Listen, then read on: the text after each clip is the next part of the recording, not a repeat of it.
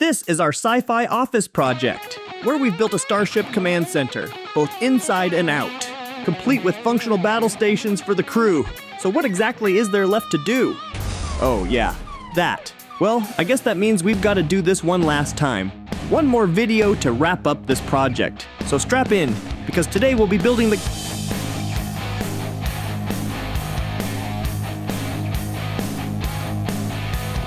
Today's the day. I finally get to get rid of this ugly yellow ratchet straps that have been here on the edge of the mezzanine for the past couple years, and I'm sick of looking at it. So, we're finally gonna get to build the sci-fi railing.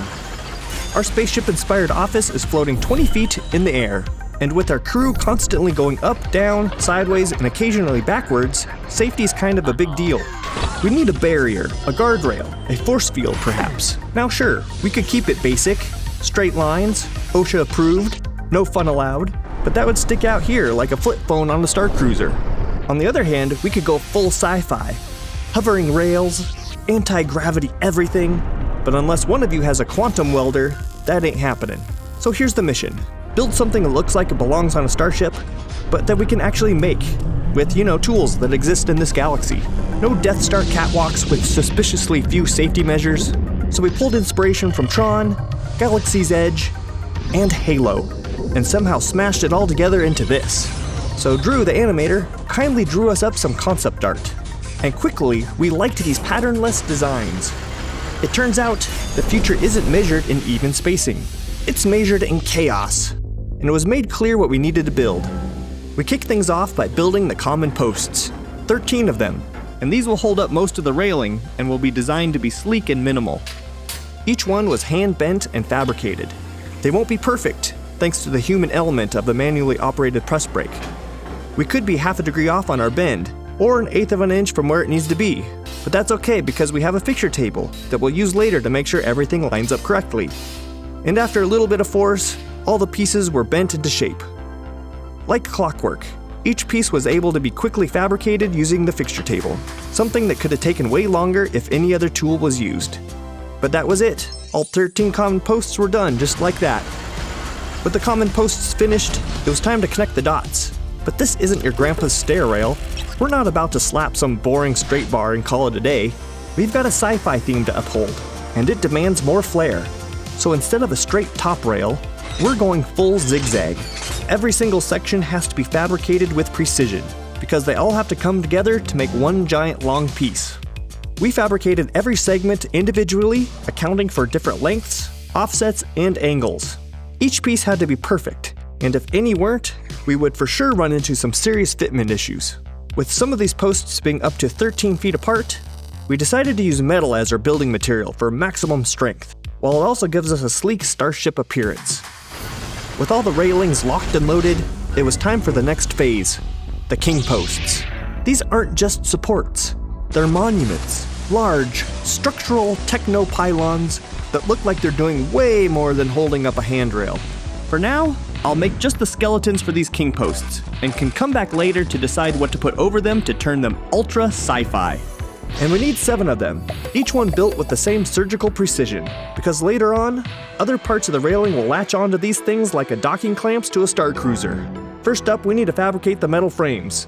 These will be the backbone for the kingposts, and the railings that they'll connect to. These things have to be dead on, or the whole structure's gonna go from space station sleek to salvage yard special. So we turned to our trusty fixture table to keep things tight and identical across the board. To make life easier, we whipped up a fixture map, a kind of map for repeatability. And here's where it gets fun. I handed this whole mission over to my 15-year-old son, my fabrication Padawan. Why? Because this is the perfect chance for him to tackle something tough, screw up safely, and learn the ways of the welding torch. And he was able to fixture vertically up off the table by utilizing the tower blocks. The Fireball Tower Blocks. Available at fireballtool.com. And guess what? He crushed it. No Jedi training required. To give the structure more mass and to prevent runaway robots and machinery from falling off the edge, we added a mid-rail. The idea behind the design was for it to function like a highway guardrail while maintaining a sci-fi sleekness. Since we have about 125 feet to cover and need them all to be accurately made, we decided to have the metal bent in large sections by a local metal supplier, with machines that could handle the lengths of this magnitude. a true iron giant. Then, after they delivered them to us, we cut those sections into various lengths that we needed. We were ready for installation. It all comes down to this. This is where we're going to see how good the fabrication is. If any of the sections are off by a little bit, we're going to have a compounding issue. Our posts are going to start leaning as we continue to grow the railing. And so we began with the assembly process. Everything bolted together like a puzzle. All of those shop hours are now paying off quickly with speed.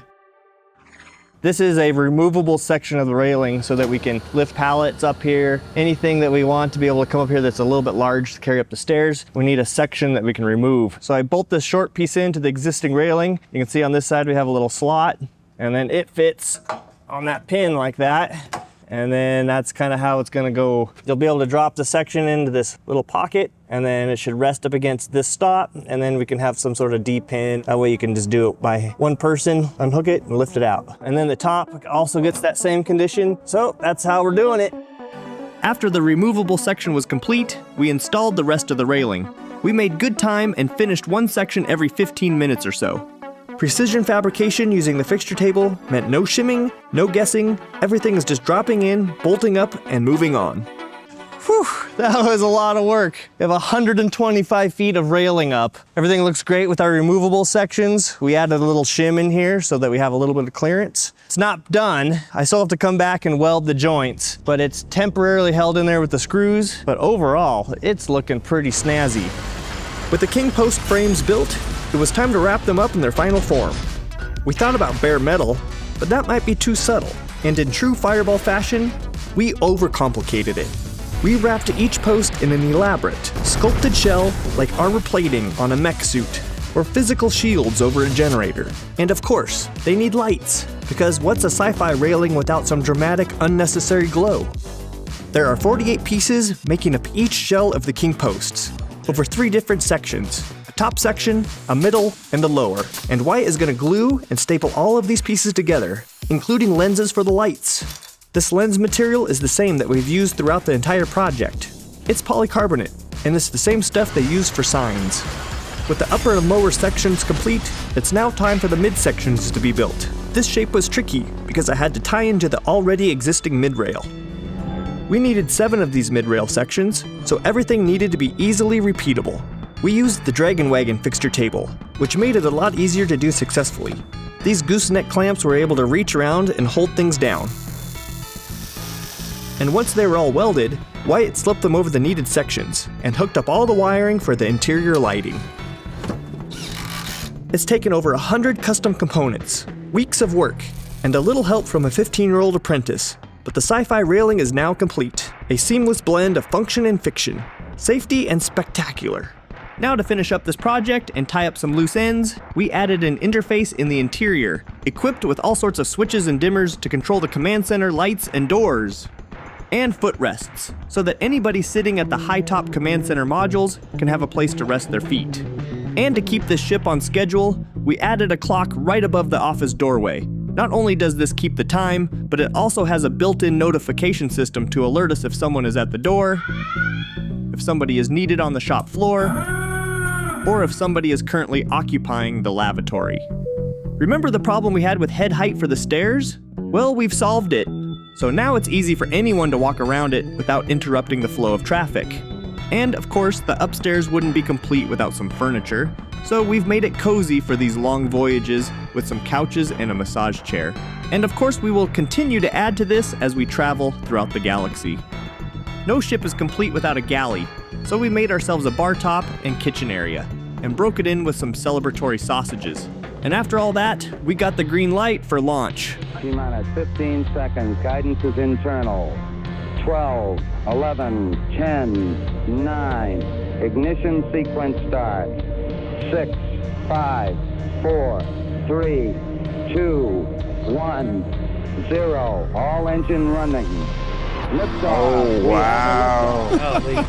This is amazing. That's incredible looking. It's nice to finally see it all come together. Wow, finally done.